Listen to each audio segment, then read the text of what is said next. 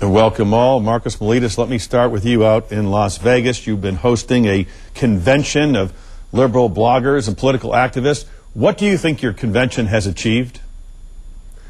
Well, you know, there's this perception of bloggers as being these antisocial people typing away at keyboards in their parents' basement.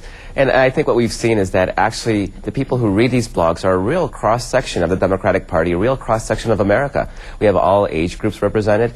We have people that are blue-collar, white-collar. And at the end of the day, no matter how much they may love to be online and use the blogs to find each other, they crave that flesh and blood interaction, and that's what they're doing here today. Do you think the blogosphere has become to liberal activists what talk radio is to conservative activists? Yeah, absolutely. I think it's a very apt analogy.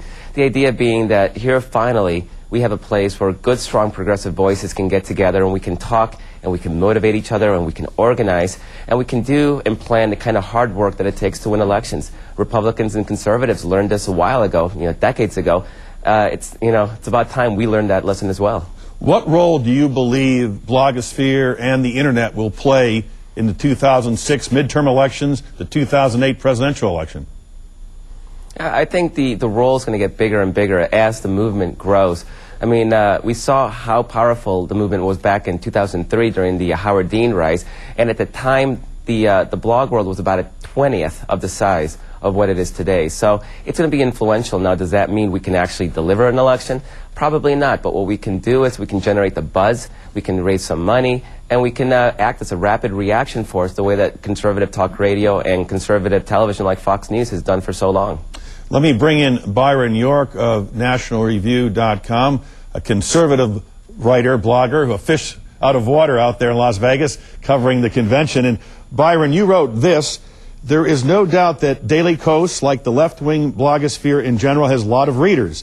Of course, so do blogs on the right. The difference is that bloggers on the right spend most of their time commenting on the news of the day, while bloggers on the left claim to be building a new political movement, one that is revolutionizing Democratic Party politics.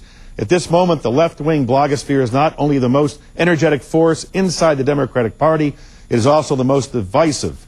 The question now is whether it will contribute to Democratic victories in midterm elections this November, or instead end up being the Republicans' not-so-secret weapon as they fight off their own problems and try to keep control of Congress. Why would you suggest that the liberal blogosphere would be a weapon to help the Republicans? Well, I think for the very reason that Marcos alluded to, there were a couple of themes that I saw at the convention out here. The first theme was, we've arrived, we're a force to be reckoned with, and they're going to have to pay attention to us. As Marcos said in his speech on Thursday night, he said we're turning the political world upside down. But the other theme that you saw out here was people don't pay attention to us. They think we're crazy. They think we're extremist liberal bloggers.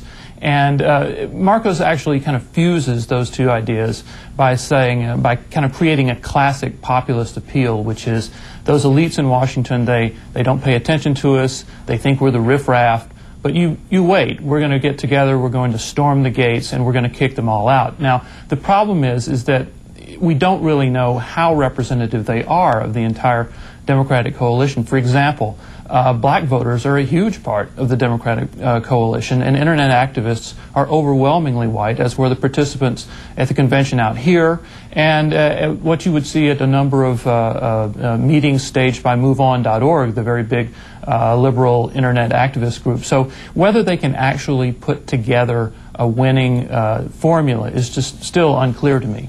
Marcus Miletus, it's also interesting that some of your fellow Democrats have made comments. Iowa Governor Tom Vilsack said that Democrats shouldn't be banging each other around. Marshall Whitman of the Democratic Leadership Council said this, and I'll read it for you and our viewers. Left-wing bloggers are an echo chamber that speaks to a hyper-partisan, very liberal slice of even the Democratic Party. As of yet, they have not produced any political results. Their most celebrated activity was the Dean 2004 presidential campaign. The last time I checked, there was not a President Dean. How do you respond to that? You know, Byron York talks about there being a kind of a populist clash. And, you know, it's true in a lot of ways. You have people in D.C. that have these nice, cozy little realms of power, and they don't want to give them up. They don't want to realize that there's a lot of energy and intelligence and passion outside of Washington, D.C. D.C. is a bubble. These people have lost touch with real America. They think they know better than anybody else, while we're saying, look, the real action, the real excitement in the Democratic Party is happening in the states. And this isn't a leftist movement. The first person to agree to speak at this conference was the Senate Minority Leader Harry Reid, who is an anti-abortion, moderate to conservative Democrat. The second person, Governor Mark Warner of Virginia, who's a moderate, centrist governor of a red state. So these people aren't coming here because they're speaking to the far left of the Democratic Party. They're coming here because they realize that the blogosphere actually is the big tent of the Democratic Party. We have people on the left, the center, the right, and everything in between and up and down the party spectrum. This is what we are. We are a cross-section of the Democratic Party. Has Mark Warner, the former governor of Virginia, emerged as a popular figure amongst liberal bloggers? He is one of the top 3 choices in all the early straw polling that we've done ourselves for the 2008 nomination. And given that the fact that he is, perceived as a moderate to centrist Democrat, I think that speaks a lot to how pragmatic we are as a movement. A lot of people like Russ Feingold, a lot of people love Wes Clark, and a lot of people like Governor Mark Warner, because we are in a lot of ways looking for results. And whether he's centrist or left or rightist or whatever he might be, Governor Mark Warner in Virginia has delivered. You didn't mention Senator Hillary Clinton. Is she a favorite amongst liberal bloggers? Not really. Doesn't mean they hate her.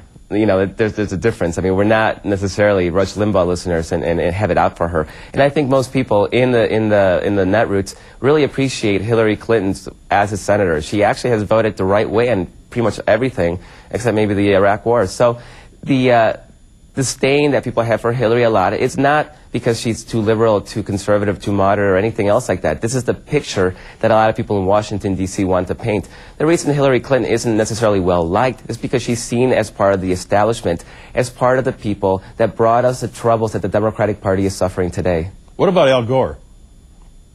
Oh, there's a lot of love for Al Gore. I mean, if he were to enter the race, I think it would turn everything upside down. I just did a straw poll that showed about 68% of my readers, and I have several 100,000, about 68% of my readers would support Al Gore if he were to enter the fray. Whether he's going to or not, it's obviously a different story, but if he did get in, he'd have a great deal of support.